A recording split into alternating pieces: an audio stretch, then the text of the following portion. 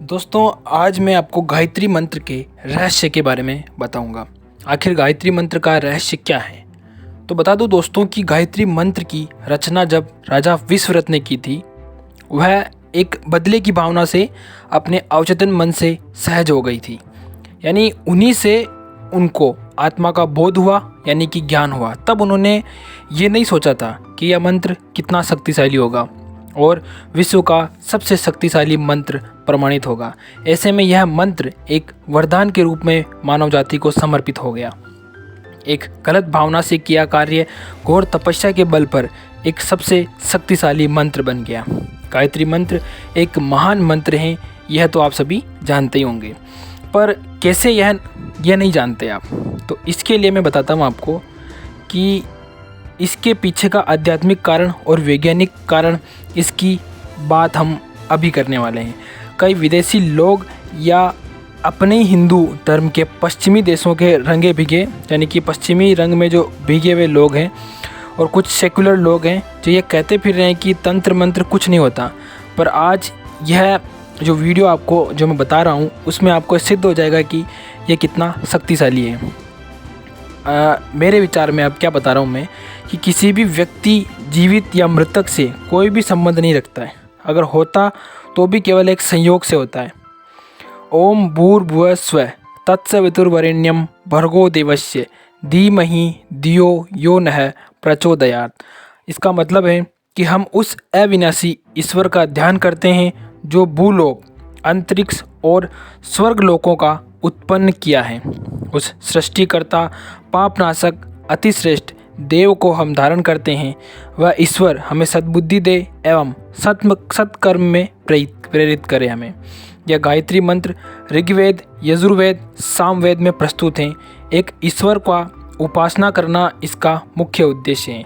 4 वेदों में से यह मंत्र सबसे प्रसिद्ध मंत्र है। कई नामी लोगों ने इस गायत्री मंत्र का गुणगान किया है। आखिर क्यों किया है? कुछ तो ऐसा इसमें उन्होंने अनुभव किया होगा, वरना महान लेखक कवि रविंद्रनाथ टैगोर और अरविंदो जैसे संत, महात्मा गांधी जैसे व्यक्ति और सुभाष चंद्र जैसे नेता, सिपाही, सभी ने इस मंत्र का केवल गुणगान किया है। उसके पीछे भी कुछ तथ्य रहा होगा, पर हम आज की पीढ़ी इस महान मंत्र को भूलती जा रही है। हम पश्चिमी रंग में इतने रंग चुके हैं कि अपनी संस्कृति को कम आंकने लग गए हैं।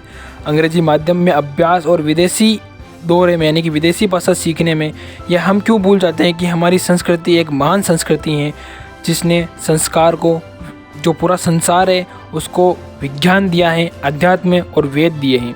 इसी कारण से यह मंत्र का रहस्य अब समय आते या समय जाते भुलाया नहीं जा रहा है। आज हम इस कारण से ही इस मंत्र के विषय में बात करेंगे। एक जर्मन वैज्ञानिक फ्रेडरिक जोन ने भारत की यात्रा की, तो यहाँ से वेद की नकल ले गया और उस पर अपने तरीके से अध्ययन प्रारंभ किया और नतीजा अत्यंत चौंकाने वाला आया।